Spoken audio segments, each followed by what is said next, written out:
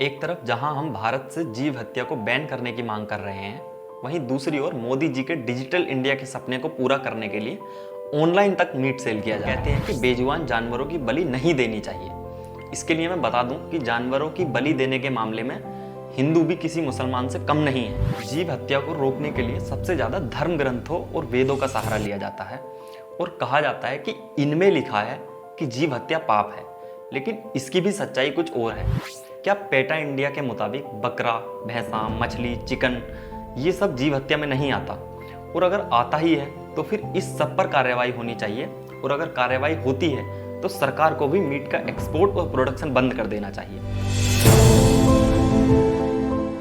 जैसा कि हमारे देश में हमेशा से होता आया है कि जैसे ही किसी बड़े धर्म का कोई त्योहार होता है तो अचानक से दूसरे धर्म के लोगों के अंदर उस त्योहार से होने वाले कुछ रीति रिवाजों को लेकर दिक्कत होने लगती है और उनकी परंपराओं के प्रति भावनाएं पैदा हो जाती हैं। उदाहरण के लिए अगर दिवाली आती है तो पता नहीं क्यों लेकिन बाकी सभी धर्मों के लोगों के अंदर पोल्यूशन का डर सताने लगता है। शिवरात्रि आती है तो दूध की बर्बादी का डर सताने लगता है। जैसे ही क्रिसमस आता है पूरे देश में एक साथ आवाज उठने लगती है कि ये तो वेस्टर्न त्योहार है, इसलिए इसे भारत में नहीं मनाया जाना चाहिए। वैसे ही एक त्योहार है ईद, जो मुस्लिमों का सबसे बड़ा त्योहार है। ईद के मौके पर पूरे साल शांत रहने वाले सभी धर्मों के लोगों को अचानक से ईद पर कटने वाले बकरों पर दया आने लगती है और उनका बुद्धिजीवी बाहर निकलकर ज्ञान देने लगता है कि त्योहार के नाम पर जीव हत्या नहीं होनी चाहिए। अब देखो, ईद मुसलमानों का सबसे बड़ा त्योहार है और अपने त्योहार के मुताबिक ही वो सारे काम करते हैं जिसमें जानवरों की बलि देना और उनको खाना जायज है। लेकिन इससे दूसरे सभी धर्मों को दिक्कत होने लगती है कि त्योहार के नाम पर जीव हत्या क्यों हो रही है और इसको रोका जाना चाहिए। अब आज हम इस बारे में बात नहीं करेंगे कि जीव हत्या गलत है या ठीक है, इसको रोका जाना चाहिए या नहीं। आज हम इस पर बात करेंगे कि जो लोग पूरे साल शांत रहते हैं, आखिर सिर्फ इसी दिन उनकी भावनाएं आहत क्यों हो जाती हैं। और हम इस बात का भी जिक्र करेंगे कि जो लोग जीव हत्या पर इतना ज्ञान देते हैं उन सब की सच्चाई क्या है। Indian national family health survey के मुताबिक भारत की करीब 75% पॉपुलेशन किसी न किसी तरीके से नॉन वेजिटेरियन है और इस 75% जनसंख्या में से 78% मेल्स हैं और 70% फीमेल्स हैं।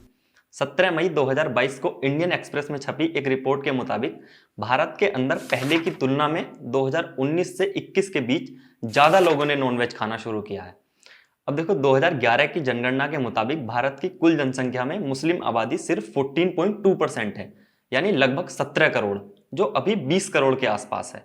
और भारत में मीट खाते हैं 75% लोग, यानी मुस्लिमों के अलावा भी भारत में 61% लोग मांस खाते हैं। ये तो हो गई मीट खाने की बात। अब भारत में मीट के प्रोडक्शन और इसके बिजनेस की बात कर लेते हैं। Department of animal husbandry and dairying के 2019-20 के आंकड़ों के मुताबिक भारत में 8.6 मिलियन मीट्रिक टन मीट का उत्पादन होता है, जिसमें हर साल लगभग 6% की ग्रोथ आ रही है। यानी भारत में मीट का प्रोडक्शन हर साल बढ़ रहा है और ये सब सरकार की निगरानी में हो रहा है। अगर रुपयों की बात करें तो मीट इंडस्ट्री से भारत सरकार हर साल करीब 3.1 बिलियन डॉलर कमाती है और भारत करीब 70 देशों को मीट एक्सपोर्ट करता है। अब एक तरफ तो जहां भारत सरकार सिर्फ मीट बेचकर 3 बिलियन डॉलर कमा रही है, वहीं दूसरी तरफ भारत के लोग जीव हत्या को बैन करने की मांग कर रहे हैं। इसके बाद बात करते हैं भारत के अंदर मीट के कंजम्पशन की, कि भारत के अंदर कितना मीट खाया जाता है।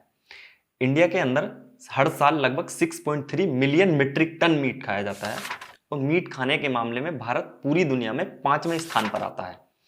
इस सब में चिकन और फिश सबसे ज्यादा खाई जाती है।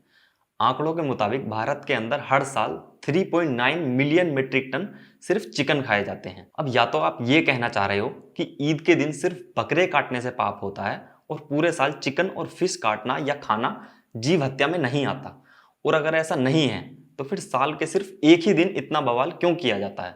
अब आप इस चार्ट को देखकर ये अंदाजा लगा सकते हैं कि भारत में भाजपा की सरकार आने के बाद यानी 2014 से 19 के बीच मीट के प्रोडक्शन में कितनी तेजी से उछाल आया है। उत्तर प्रदेश में जीव हत्या को बैन करने की मांग सबसे तेजी से उठ रही है, लेकिन सच्चाई तो ये है कि भारत के अंदर मीट का सबसे ज्यादा प्रोडक्शन उत्तर प्रदेश में ही होता है। अब ये सब मैं इसलिए गिनवा रहा हूं ताकि लोगों को यह पता रहे कि उनके मांग करने से देश के अंदर मीट की बिक्री पूरी तरीके से बंद नहीं हो सकती, क्योंकि देश को चलाने के लिए इस इंडस्ट्री से एक बड़ा रेवेन्यू जनरेट होता है। एक तरफ जहां हम भारत से जीव हत्या को बैन करने की मांग कर रहे हैं, वहीं दूसरी ओर मोदी जी के डिजिटल इंडिया के सपने को पूरा करने के लिए ऑनलाइन तक मीट सेल किया जा रहा है। लीसियस, ज़ेपफ्रेश, फ्रेश टू होम और जेलोंगी जैसे बड़े ब्रांड्स अब ऑनलाइन नॉन वेज मार्केट में उतर चुके हैं। द इकोनॉमिक टाइम्स के एस्टिमेट के मुताबिक इंडिया में नॉन वेज फूड का मार्केट लगभग $35 बिलियन का है। अब बात आती है हिंदुओं पर, जो इसका सबसे ज्यादा विरोध करते हैं और उसके लिए वो अपने शास्त्रों का सहारा लेते हैं और कहते हैं कि बेजुबान जानवरों की बलि नहीं देनी चाहिए। इसके लिए मैं बता दूं कि जानवरों की बलि देने के मामले में हिंदू भी किसी मुसलमान से कम नहीं है, जिनमें सबसे फेमस भारत के पूर्वी राज्यों में दी जाने वाली बलि है, जो दुर्गा पूजा के नाम पर दी जाती है। और राजपूत समाज नवरात्रि पर अपने हथियारों और घोड़ों की पूजा करते हैं और पहले कुल देवी के रूप में पूजनीय देवी को बकरी या भैंसे की बलि देते हैं। ये एक ऐसी प्रथा है जो कुछ स्थानों पर आज भी जारी है। इसके अलावा शक्तिवाद परंपरा में पशु बलि की प्रथा है, जहां रेणुका देवी को अनुष्ठानिक भेंट अर्पित की जाती है। दक्षिणी भारतीय राज्यों कर्नाटक, आंध्र प्रदेश और तमिलनाडु में यह विशेष रूप से स्थानीय देवताओं या कुल देवताओं के सामने किया जाता है। इसके अलावा आंध्र प्रदेश में अहोबिल त्योहार मनाया जाता है, जिसमें भगवान विष्णु के नरसिंह अवतार की पूजा की जाती है और एक निश्चित मात्रा में बकरियों और मेढ़ों की साप्ताहिक बलि दी जाती है। इसी तरह केरल के उत्तरी मालाबार एरिया में थय्यम देवताओं को खून चढ़ाया जाता है। इस सब के अलावा भी बहुत सारी जगह ऐसी हैं जहां हिंदू देवी देवताओं के नाम पर बलि दी जाती है और जीव हत्या की जाती है। अब जहां हमारे अंदर खुद इतने दोष हों, वहां हम दूसरों को कैसे इस काम के लिए रोक सकते हैं? इसके अलावा कुछ विधि तो हिंदू समाज में ऐसी हैं जो उन्होंने अपने मजे के लिए बना रखी हैं। उदाहरण के लिए हिंदुओं में एक जाति होती है कुम्हार, जिनके यहाँ ये परंपरा है कि जब भी किसी लड़के की शादी होती है तो उनकी एक कुल देवी को खुश करने के लिए बकरे की बलि दी जाती है। और मजेदार बात यह है कि बकरे की बलि देने के बाद देवी को 2-4 बूंद खून चढ़ाकर बाकी सारा बकरा वो खुद बनाकर खा जाते हैं। अब ये अपने मजे के लिए बनाई हुई परंपरा नहीं है तो और क्या है?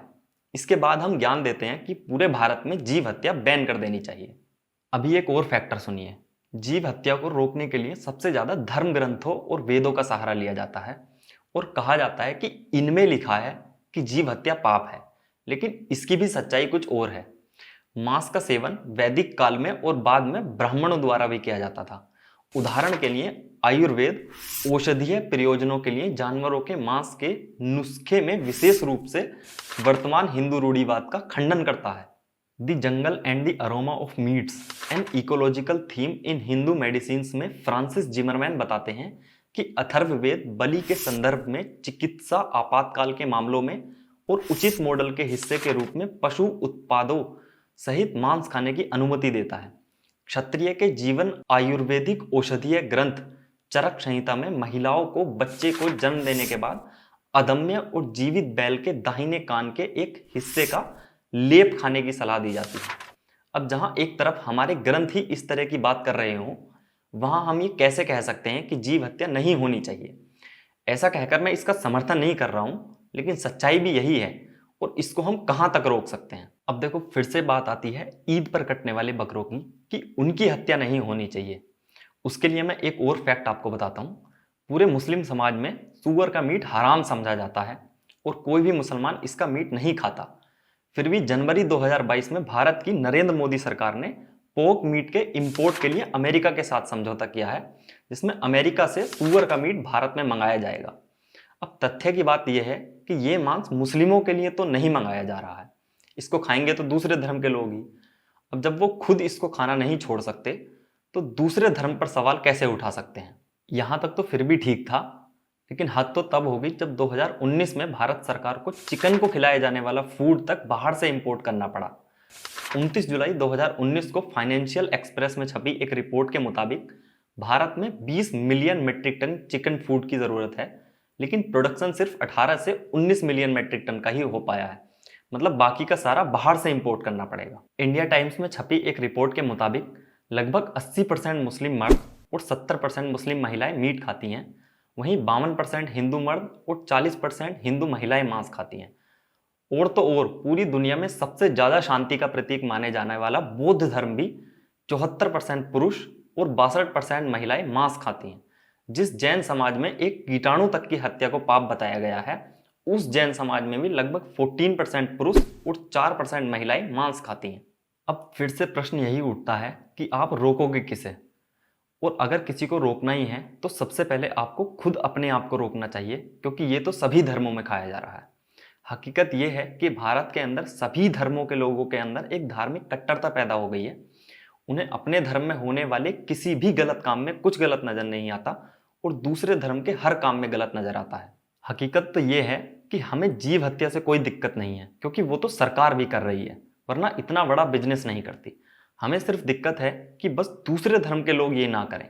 वैसे ही मुस्लिम कम्युनिटीज दूध की धुली तो है नहीं, पूरे साल 1000 तरह का पोल्यूशन करेंगी, लेकिन जैसे ही दिवाली आएगी पता नहीं अचानक से उनके अंदर एनवायरनमेंट को लेकर इतनी भावनाएं कैसे पैदा हो जाती हैं कि उनको सारा पोल्यूशन उसी दिन दिखाई देने लगता है। जानवरों के प्रोटेक्शन के लिए एक संस्था है पेटा इंडिया। इसकी टैगलाइन में ही साफ लिखा हुआ है कि जानवर हमारे एक्सपेरिमेंट करने, भोजन बनाने, कपड़े पहनने और मनोरंजन में इस्तेमाल होने या किसी भी अन्य तरह के दुर्व्यवहार सहने के लिए नहीं है। लेकिन इसे हम दुर्भाग्य ही कह सकते हैं कि भारत में इस सब चीजों के लिए जानवरों का प्रयोग किया जाता है।